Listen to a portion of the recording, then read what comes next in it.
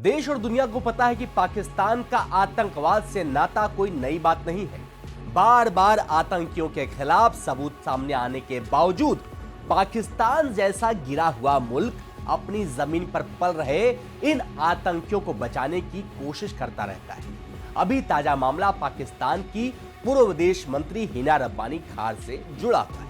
जब हिना रब्बानी विदेश मंत्री थी तो उनकी खूबसूरती के किस्से विदेशों में भी हुआ करते थे और बिलावल भुट्टो के साथ उनकी कई अफवाहें भी उड़ा करती थी। वही बिलावल भुट्टो जिनको पाकिस्तान में बिल्लो रानी कहकर बुलाया जाता है।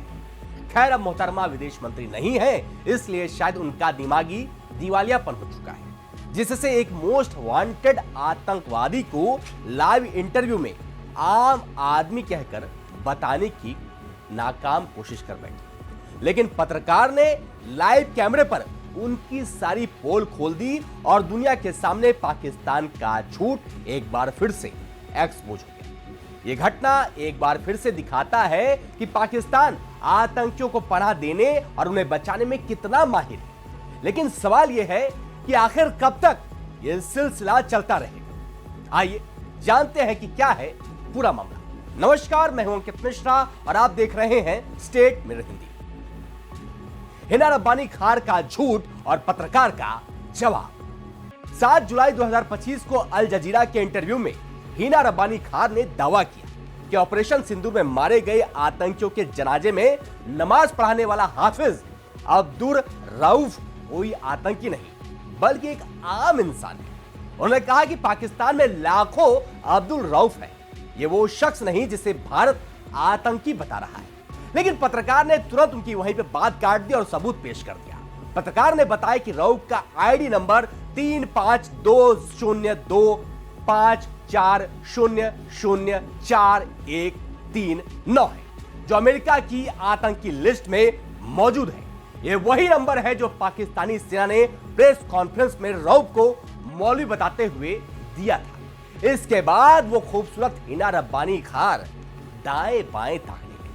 हिना के पास इसका कोई जवाब नहीं था और उनका झूठ लाइव कैमरे पर पकड़ा गया था। पाकिस्तानी सेना की संलिप्तता यह पहली बार नहीं है कि जब पाकिस्तान ने आतंकवादियों को बचाने की नाकाम कोशिश की। ऑपरेशन सिंदूर के बाद भी जब भारत ने पाकिस्तान और पीओके में आतंकी ठिकानों पर हमला किया तो जनाजे में रऊफ के साथ पाकिस्तानी सेना के अफसर भी खड़े थे। यह दृश्य साफ दिखाता था कि पाकिस्तान की सेना और आतंकी संगठन एक दूसरे से कितना रिश्ता रखते हैं, कितने जुड़े हुए हैं।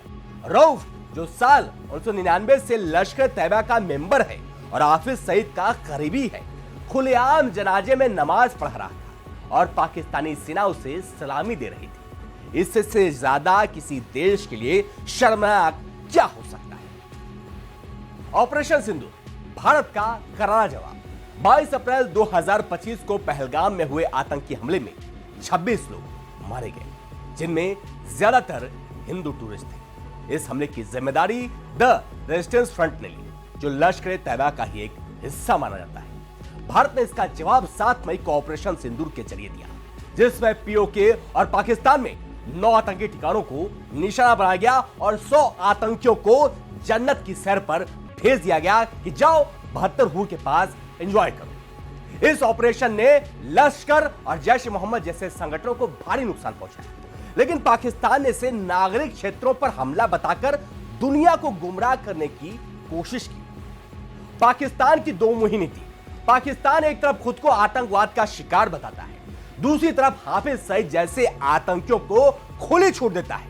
रऊफ का फलाह इंसानियत फाउंडेशन, जो खुद लश्कर का एक चेहरा है, यूएन और यूएस की आतंकी लिस्ट में शामिल है, फिर भी पाकिस्तान उसे चैरिटी का नाम देता है।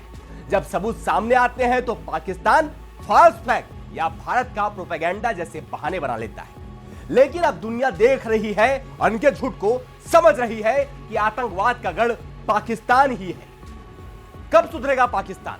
पाकिस्तान की इस हरकत से साफ है कि वह आतंकवाद को खत्म करने का इरादा ही नहीं रखता।